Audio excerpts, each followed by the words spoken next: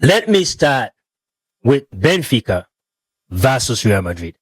Now, unfortunately, Madridistas, Real Madrid fans, this is the situation we find ourselves and we need to dig ourselves out of it. All right. We had no business playing these two games in the Champions League, particularly when you consider the fact that there are a lot of games we are playing and there are a lot of players that are missing and all of those other factors. These are just two unnecessary games that are really going to tell on our legs, but it is what it is. Now, the last meeting with Benfica, we lost by 4-2. And like I said, that is the reason why we did not finish in the top 8. And then we are playing these playoff games. Benfica played really well. I mean, they didn't really dominate possession. Like I always say, it is really unnecessary, right? It is what you do when you have possession. They didn't dominate passing. Again, is when you have the ball, the passes that you're putting together and how significantly you're going to put them together to get you the results that you need. And that is what it did. They won by 4-2. I think they were the better team. Now, tomorrow is going to be a completely different game for so many reasons.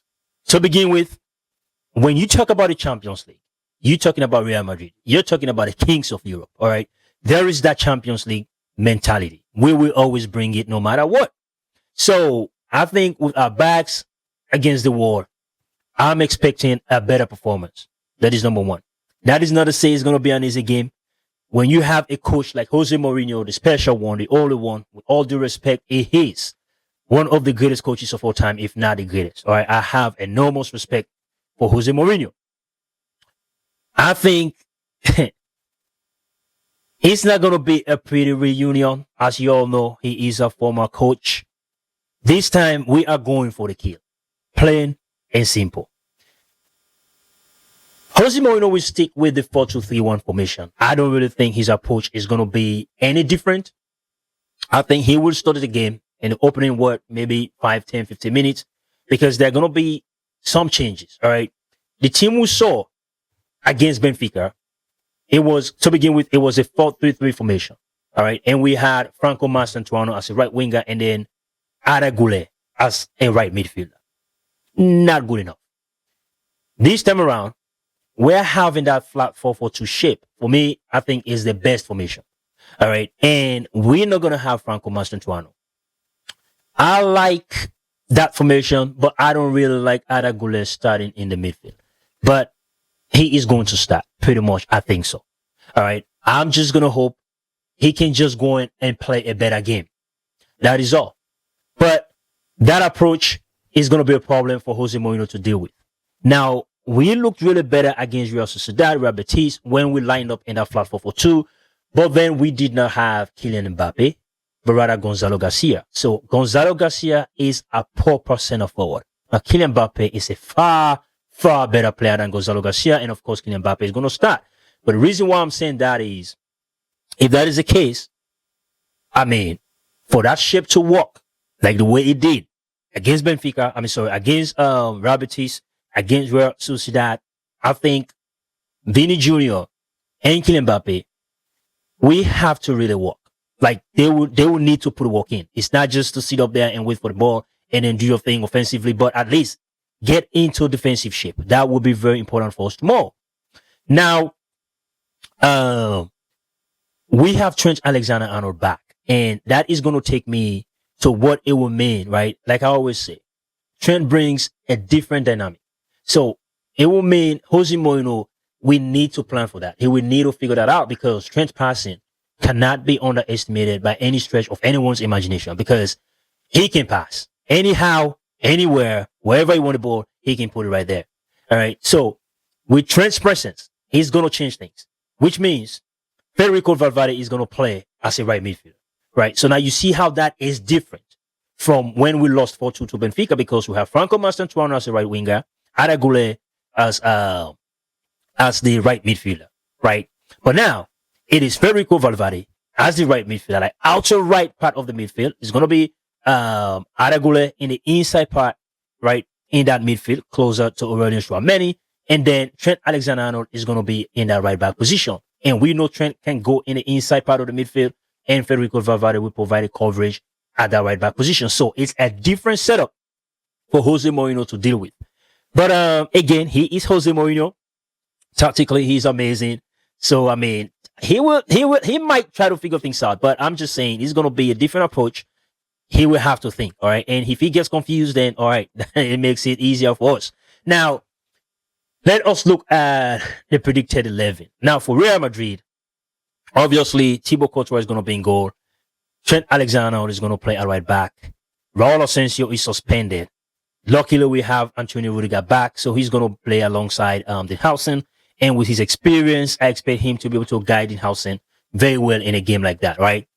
That is different from when you have Raul Asensio and Denhausen. They are both inexperienced. Okay, so I mean, you could see why the last game was a problem. I'm not expecting any difficulty with Antonio Rudiger with his experience and Denhausen by his side.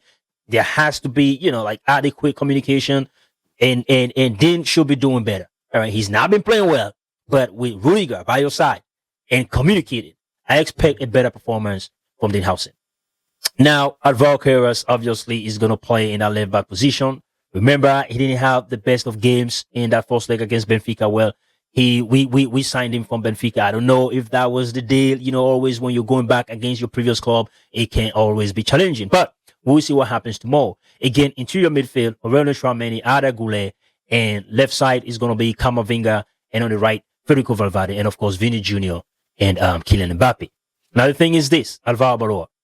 If players are not performing, do not just run the clock down and, just try to, all right, I hope that we, get in the game and play better and whatnot. And maybe you want to do that a little bit with, maybe Vini Jr. and Kylian Mbappe.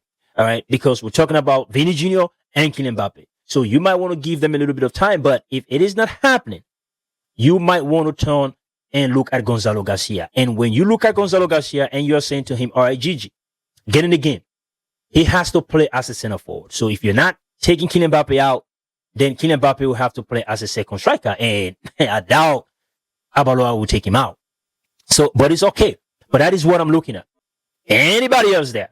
All right. Except we don't have a very good player on the bench. But if Arda Güler is not having a good game, please turn your attention to Ceballos. All right. Now, we're going to be without Jude Bellingham. He is injured. We're going to be without Eder Militao. Like I said, Raul Asensio is suspended.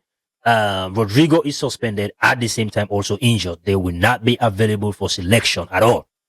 Now, for Benfica, Truben is going to be in goal. Now, that is the goalkeeper, right? And he got the fourth against Real Madrid when we lost 4 goals to 2, by 4 goals to 2. So he's going to be in goal. And I expect Dadic to start at right back.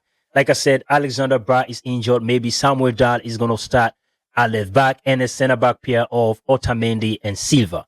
Now, the central defensive midfielder, like I said, midfielders, the double pivot. Now, Auschnitz is injured. Frederick Auschnitz is injured, but it is doubtful. But I think, like Mourinho said, he might risk him. So I'm going to tip him to start. But if he doesn't start, let me see who else is available. I think Berenshire will be available, right? But the other central defensive midfielder is Leandro Barreiro.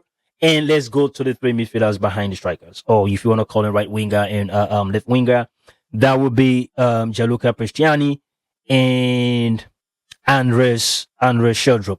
Andres Sheldrup, the Norwegian kid, is amazing. He got that brace against us in that 4-2 defeat that we suffered. And Pavlidis is obviously going to be the striker.